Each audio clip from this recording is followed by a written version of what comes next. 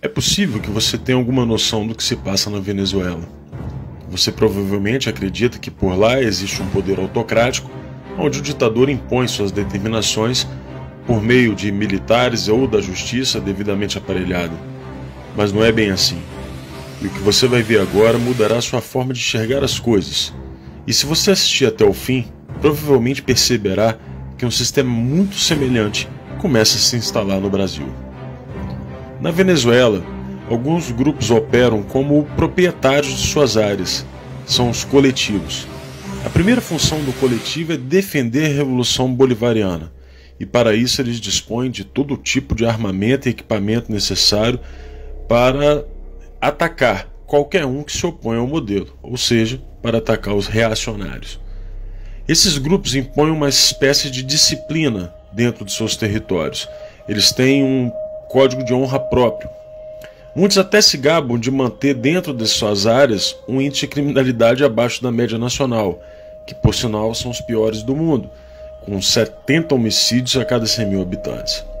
Existem centenas de coletivos, todos eles armados, com rifles portáteis, granadas, e 2 deles, os Carapaicos e Tupamaros, receberam treinamento militar dos guerrilheiros das Farc colombiana. Além disso, eles têm relações estreitas com outras gangues paramilitares, como os Los Rastrojos, também da Colômbia, que lhes fornecem armas. Esse grupo colombiano vive em conflito com o Exército de Libertação Nacional da Colômbia, que já se faz presente em 10 estados venezuelanos. O conflito entre essas organizações é uma constante, a disputa por territórios, muito parecido com o que acontece no Brasil. O governo venezuelano sustenta esses grupos por meio de planos sociais, concede recursos para seus projetos culturais e são eles que cuidam da distribuição de alimentos, entre outras benesses, naquele ambiente de fome e miséria. Enquanto mantém a sua fachada social, esses grupos atuam no tráfico de drogas, roubo de automóveis e outras ações características do crime organizado. Quem começou tudo isso foi Hugo Chávez, que financiou e permitiu que esses grupos crescessem nos bairros pobres do país.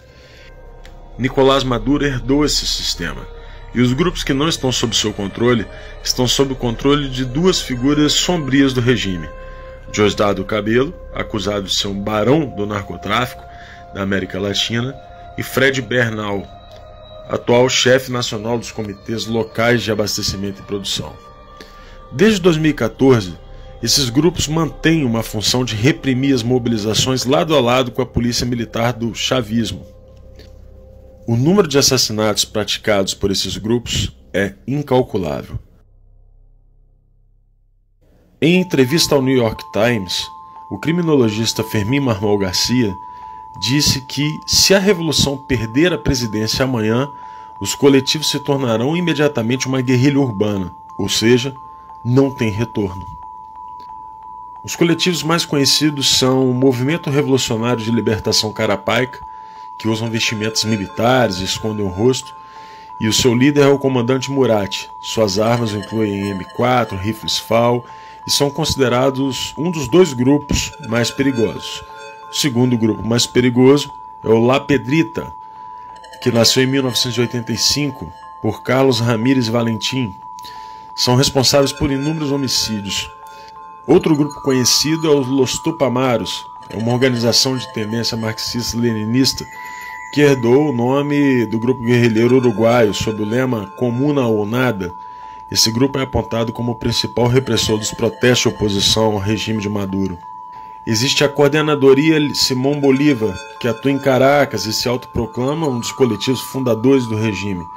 O coletivo Alexis Vive é conhecido por suas ações armadas e recentemente atacou as instalações do maior sindicato empresarial do país. O último grupo é o Grande Polo Patriótico, criado em 2011 e formado por 28 conselhos setoriais, que possui 10.810 mini-coletivos. Como você pode perceber, o sistema de dominação do povo venezuelano não pode ser revertido por um sistema eleitoral simples ou pela queda de Maduro. A melhor definição do que aconteceu por lá foi feita por Lech Walesa. Segundo Walesa, fazer o socialismo é fácil. É como fazer uma sopa de peixe de um aquário. Basta aquecer a água, não precisa nem temperar, as plantas já estão lá dentro. Fazer o contrário, criar uma sociedade livre a partir do comunismo, é como fazer o aquário utilizando uma sopa de peixe. Isso é complicado.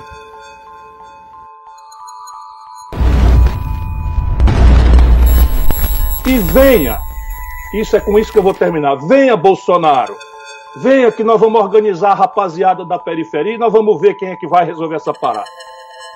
O juiz federal Odilon de Oliveira, de Ponta Porã, na fronteira do Mato Grosso do Sul com o Paraguai, obteve evidências da atuação de guerrilheiros das Forças Armadas Revolucionárias da Colômbia, as FARC, no treinamento de bandidos ligados ao 1º Comando da Capital, PCC, e ao Comando Vermelho. Segundo as apurações de Oliveira, quadrilhas de narcotraficantes do Brasil são dos principais clientes da América do Sul na compra de cocaína produzida pela facção colombiana. Eles treinam brasileiros lá para agir aqui.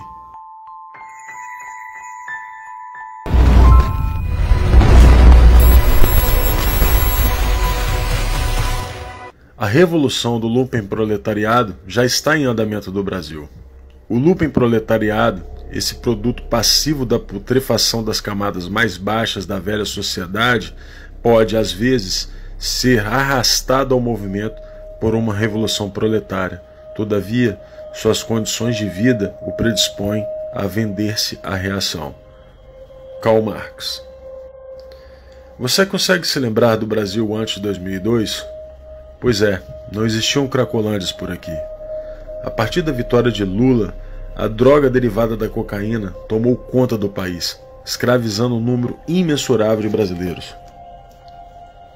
Tais indivíduos são capazes de lutar com maior coragem, mas são propensos a ações destrutivas.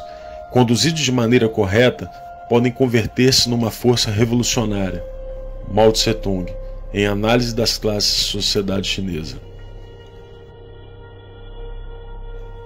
Frantz Fanon é um teórico marxista muito conhecido entre as esquerdas. Seguidor do maoísmo, é proponente de uma revolução mundial, razão pela qual ações muito semelhantes acontecem em todos os lugares onde o comunismo possui seus tentáculos. É dentro dessa massa da humanidade, esse povo das favelas, do núcleo do lumpesinato, que a rebelião vai encontrar o seu ponta de lança urbano. Venha Bolsonaro, venha que nós vamos organizar a rapaziada da periferia e nós vamos ver quem é que vai resolver essa parada. Este lumpenproletariado é como uma horda de ratos. Você pode chutá-los e jogar pedras neles, mas, apesar de seus esforços, vão continuar roendo as raízes da árvore. O lumpenproletariado, uma vez que é constituído, traz todas as suas forças para pôr em risco a segurança da cidade. E é o sinal da decadência irrevogável, a gangrena sempre presente do coração do sistema colonial. Aqui no Brasil, a gente reagiu. Fomos às ruas e exigiu o fim de um governo que estava corroendo a nossa sociedade por dentro. E conseguimos uma vitória singela, mesmo que os revolucionários tivessem tentado impedir de todas as formas. Acontece que a revolução lumpenproletariada estava em andamento por aqui, e não será fácil reconstruir um aquário a partir de uma sopa de peixe deixada pelo petismo. Você então se pergunta como podem haver banqueiros, artistas, intelectuais e membros da elite que não conseguem perceber esse tipo de situação e ainda assinam manifestos junto com Ciro Gomes, que, como já vimos, tem exata noção do que está acontecendo. E para isso, Karl Marx também tem uma explicação.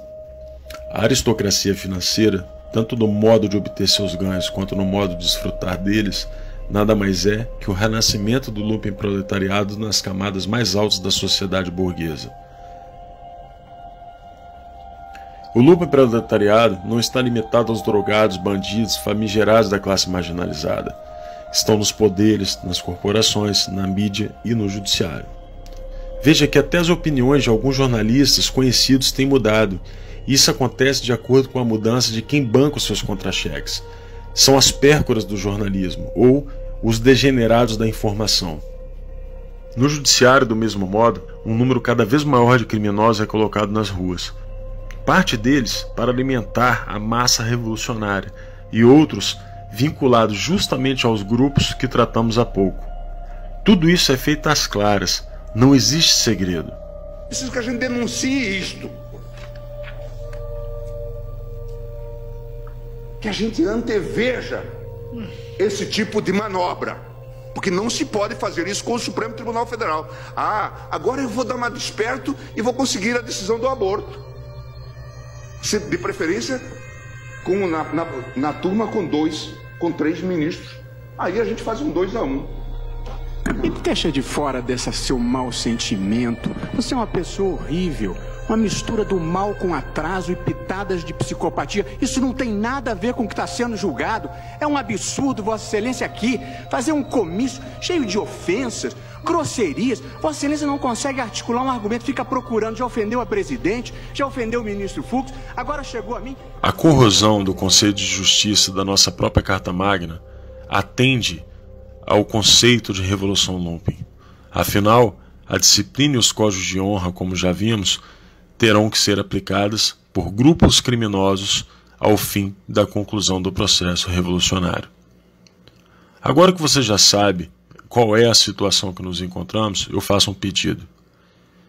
Não desista do Brasil.